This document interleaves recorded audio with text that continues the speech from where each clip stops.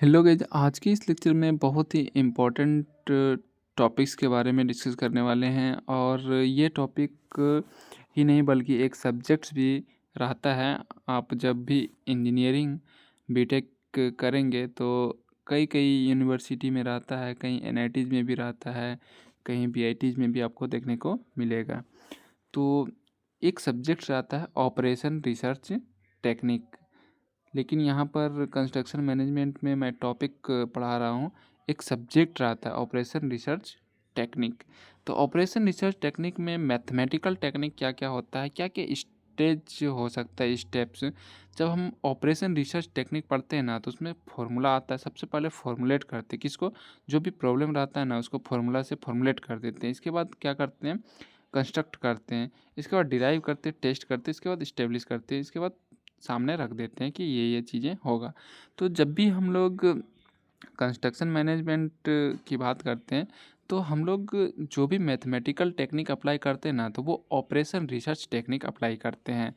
तो operation research technique में mathematical techniques होता है जो कि बहुत सारे स्टेप होते हैं उसमें। तो चलिए स्टेप्स के बारे में डिस्कस करते हैं। सबसे पहले क्या होता है, फॉर्मुलेट होता है। तो कोई भी प्रॉब्लम रहता है ना उसको फॉर्मूला से हम लोग क्या करते हैं, सॉल्व करते हैं। तो ऑपरेशन रिसर्च टेक्निक बेसिकली इसी के लिए हम लोग कंस्ट्रक्शन मैनेजमेंट में यूज करते हैं। ऑपरेशन रिसर्च टेक्निक में बहुत सारे न्यूमेरिकल्स आपको देखने को मिलेगा, इसीलिए यहाँ पर फॉर्मूला बेस्ड पे सारे प्रॉब्लम को सॉल्व किया जाता है। इसके बाद फॉर्मुलेट करके प्रॉब्लम को सॉल्व करते हैं, इसके बाद कंस्ट्रक्ट करते हैं। तो कंस्ट्रक्शन जो होता है ना उसको कंस्ट्रक्ट करते हैं कैसे, कर a mathematical model to represent the system under study.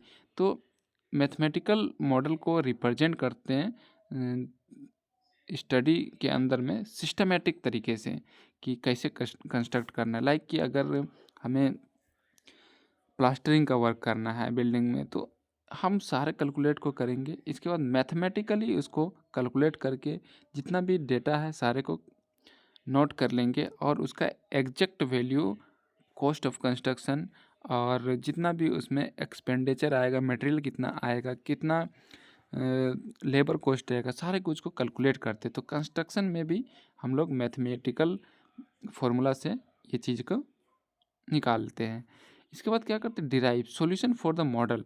अब डिराइव करते हैं इसको कि जो भी मॉडल हम लोग तैयार कर रहे हैं, जो भी प्रोजेक्ट रहेगा, कंस्ट्रक्शन प्रोजेक्ट रहेगा, तो उसको डिराइव कैसे करना है, कैसे सॉल्व करना है, किस मेथडोलॉजी से करेंगे ताकि कम से कम हमारे पास टाइम ड्यूरेशन लगे।